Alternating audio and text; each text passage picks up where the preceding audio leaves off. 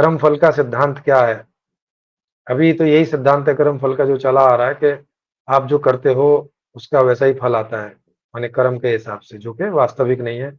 ऐसा है नहीं है। अभी ऊपर बताया ना कि जूतों की दुकान बहुत सारे लोगों ने खोली, जूतों का प्रोफेशन, लेकिन कई सारे लोग फेल हो गए। कर्म तो उन्होंने भी किया लेकिन फ्रूट नहीं मिला। इन्होंने किया, इनको मिल गया। कर्म दोनों कर रहे हैं, एक को फल मिल गया, एक को नहीं मिला। तो कर्म फल का सिद्धांत एज एज सच कुछ एग्जिस्ट करता नहीं है, बस ये कल्पनाओं में अब तक चला आ रहा है, वही है। अगर कर्म सिद्धांत होता वास्तव में, तब तो किसी को कोई शिकायत होती ही नहीं ना भाई। फिर मैंने कोई कर्म किया और मुझे उसका फल मिल गया, फिर क्या शिकायत है भला?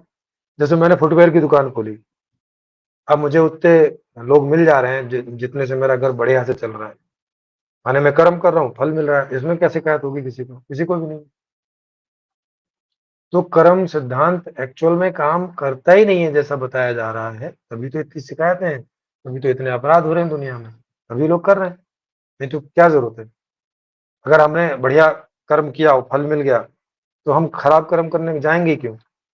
खराब कर्म करने तो इसीलिए जाते हैं ना कि बढ़िया करके तो फल मिल नहीं रहा है, शायद खराब करने से मिल जाए।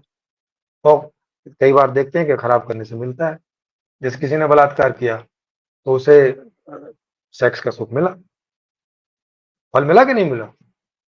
जबकि मिलना तो नहीं चाहिए कर्म सिद्धांत के हिसाब से। तो कि अगर कोई खराब कर्म कर रहा है, माने कोई रेप करने की कोशिश कर रहा है, तो इसका तो बुरा फल मिलना चाहिए।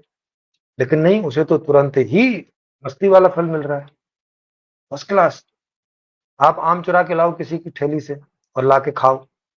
अब आप तो आम चुरा के लाए हो, अब फल तो आपको स्वादिष्ट नहीं लगना चाहिए कर्म सिद्धांत के हिसाब से। लेकिन भैया वो तो लग रहा है,